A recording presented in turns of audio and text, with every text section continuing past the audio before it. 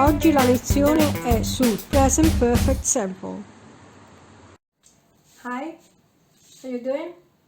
Today we're going to be talking about the Present Perfect Simple, which is used a lot in the English language. Oggi andremo a vedere il Present Perfect Simple. Fino ad ora abbiamo visto Present Simple, che è un presente indicativo, si usa con azioni abituali, azioni che si fanno sempre. Present Continuous, azioni che si stanno svolgendo ora oppure in questo periodo.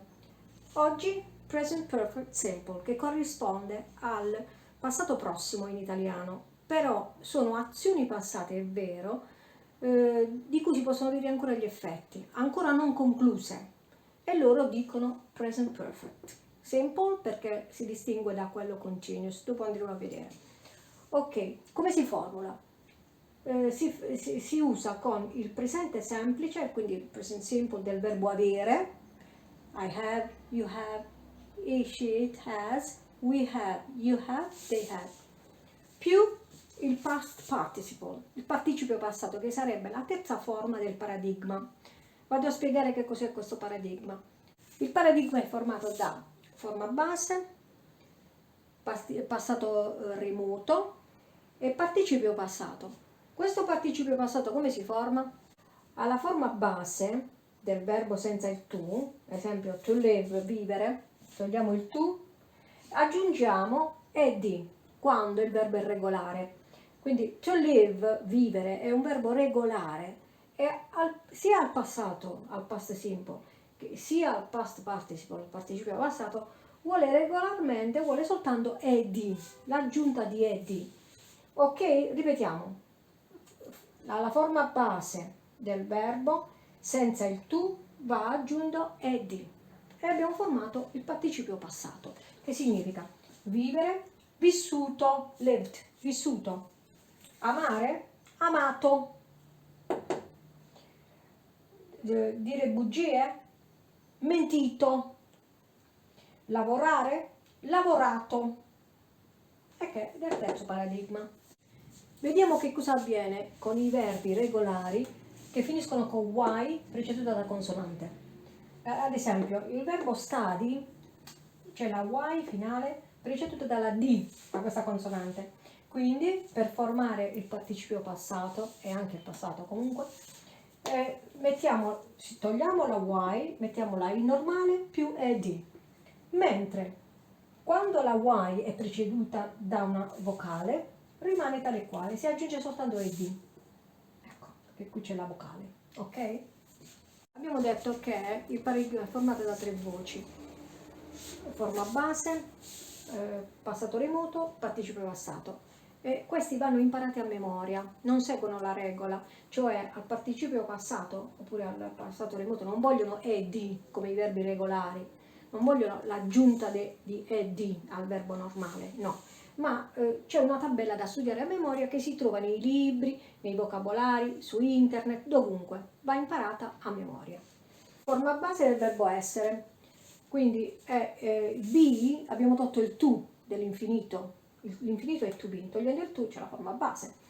Forma base. Al passato remoto è past simple, was e were, participio passato been, verbo essere.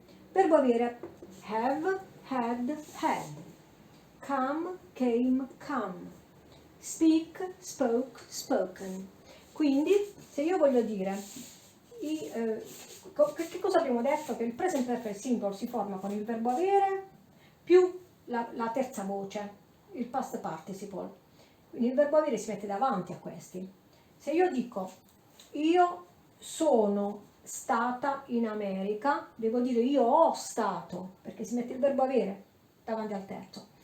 I have been to America. Io sono venuta, diventa io ho venuto. I have come. Io ho parlato. I have spoken.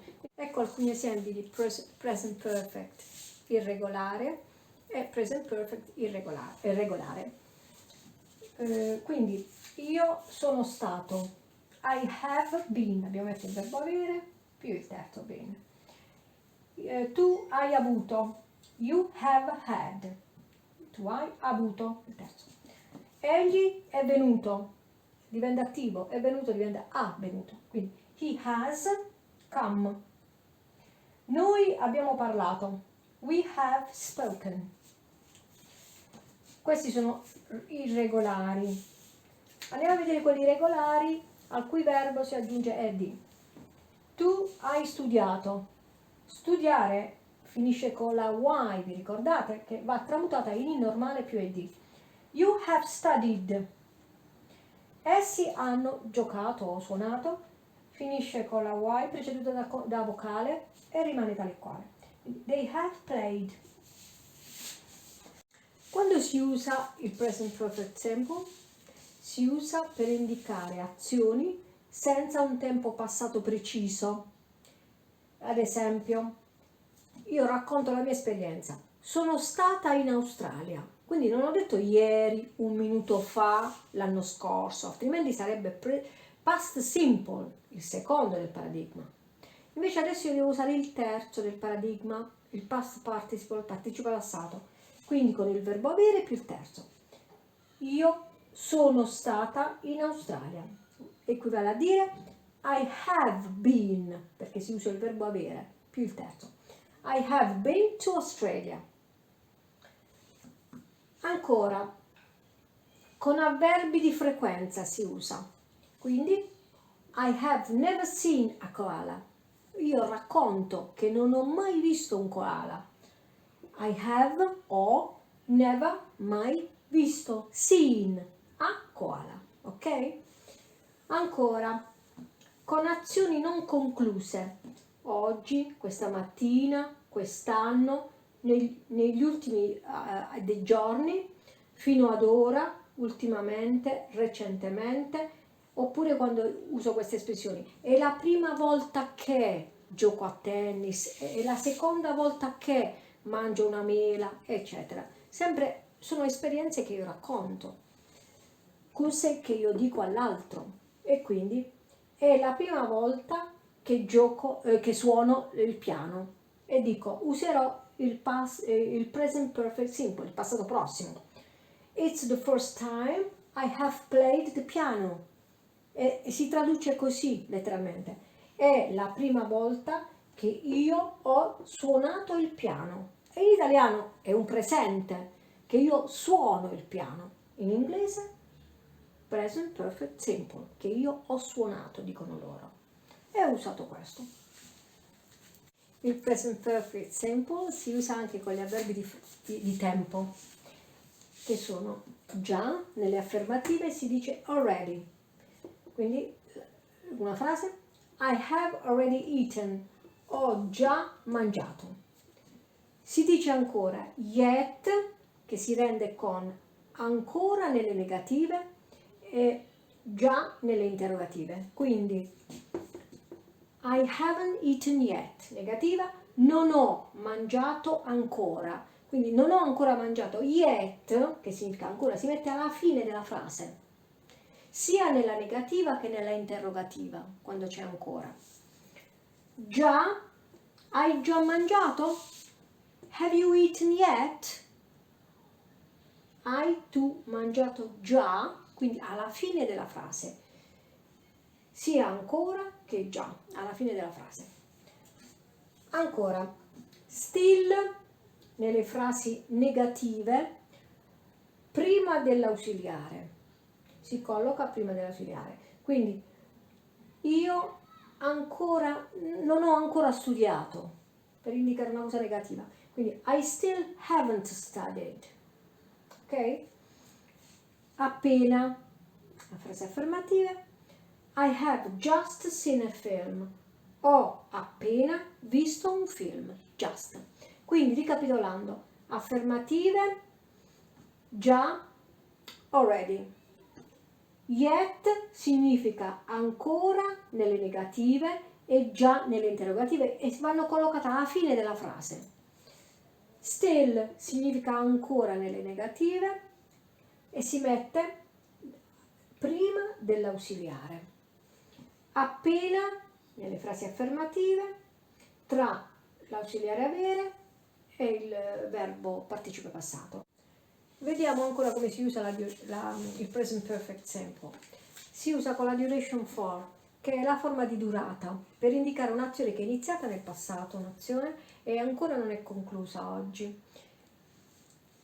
E si usa con le seguenti forme: for e since. Significa da.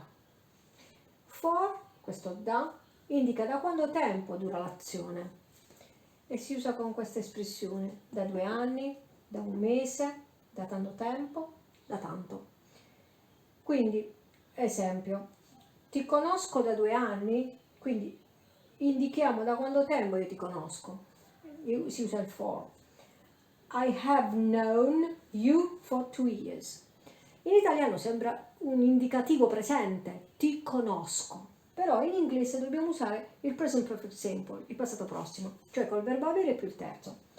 I have known, io ti ho conosciuto. I have known you for 2 years. Ti ho conosciuto da 2 anni, significa ti conosco da 2 anni. Ancora, si usa con since, che significa da, per indicare il momento in cui è iniziata l'azione. Quindi dal 1993, dall'anno scorso, da ieri. Tempo preciso, tempo impreciso, tempo preciso. Quindi ti conosco dal 1993, indichiamo il momento preciso in cui è iniziata l'azione. Sempre con questo present perfect simple, verbo avere più il terzo. I've known you since 1993. I've known, ho fatto la contrazione del verbo avere. I have known you since 1993. Oppure I've known you since 1993. Ti conosco dal 1993. Traduco: ti ho conosciuto dal 1993. Ho messo il present perfect simple, il passato prossimo. Ecco la duration form, ok?